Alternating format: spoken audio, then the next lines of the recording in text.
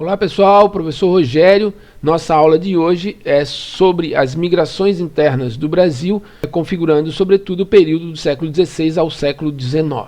Antes de começarmos a aula propriamente dita, é importante uma explicação. A análise vai ser realizada sobre os principais fluxos de migrações internas. Nós vamos ter, obviamente, outras migrações, outros movimentos populacionais dentro do território brasileiro, mas o foco é analisar os principais fluxos de cada período. Começamos com o século XVI, então a característica migratória interna durante o século XVI, e há um destaque para o deslocamento da pecuária do litoral do Nordeste para o interior. Em relação ao nosso mapa, podemos observar que essas áreas, em amarelinho claro, são as áreas onde a pecuária se desenvolveu ao longo dos séculos XVI e XVII, também aqui no Rio Grande do Sul. Porém, durante o século XVI, o deslocamento nessa região do Nordeste foi mais marcante. Por isso, a migração do século XVI, ela aponta como um principal fluxo o deslocamento dessa criação de animais do litoral para o interior. É interessante lembrar também que essa pecuária foi empurrada para o interior devido à introdução da cana-de-açúcar no nosso litoral ou no litoral nordestino. Entre o século XVI e o século XVII, chama a atenção o fluxo migratório dos bandeirantes, os desbravadores do Brasil. Os bandeirantes se deslocam da região litorânea para o interior do território. Então, para o sul, para a região norte, para a região centro-oeste. Então, há um deslocamento populacional dos bandeirantes, sobretudo da região paulista, do litoral paulista, em direção a outras áreas do Brasil. Esses bandeirantes, eles apresentavam aí diferentes objetivos. Um desses objetivos era a questão da captura de índios para torná-los escravos, ou mesmo a busca por escravos foragidos, e também a descoberta de novas riquezas, como por exemplo os metais preciosos. Os bandeirantes são aqueles que vão ultrapassar a linha de Tordesilhas, invadindo então terras espanholas. Em relação aos bandeirantes, nós temos três tipos de bandeiras, três objetivos em relação às bandeiras que podemos destacar. Bandeiras de apressamento são aquelas com o objetivo de capturar indígenas para torná-los escravos. As bandeiras de contrato, o objetivo é destruir quilombos e recuperar os escravos foragidos.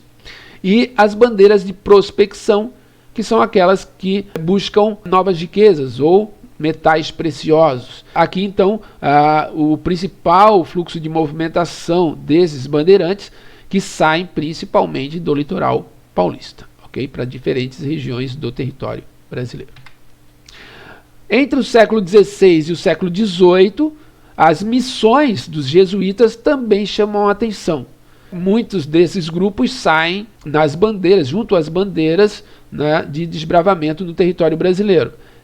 Esses jesuítas, então, eles partem em direção ao interior do território com o principal objetivo de catequizar os índios, certo? De formar, então, as missões religiosas, já que os europeus consideravam os índios ou os nativos sem religião, indivíduos sem alma, indivíduos então pagãos, e deveriam ser catequizados dentro da religião europeia, no caso a religião católica.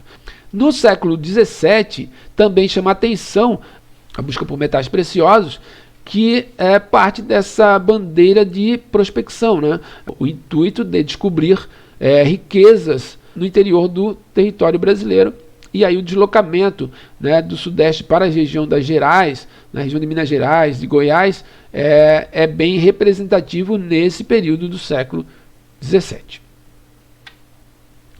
Durante o século XIX, o ciclo da borracha chama a atenção, certo? O movimento populacional para a região norte, sobretudo da região nordeste, é muito importante. A borracha é o principal objetivo né, a extração do látex, mas há também a questão da extração de madeira, a extração de castanha, as chamadas drogas do sertão, né, especiarias que poderiam ser comercializadas, por exemplo, na Europa.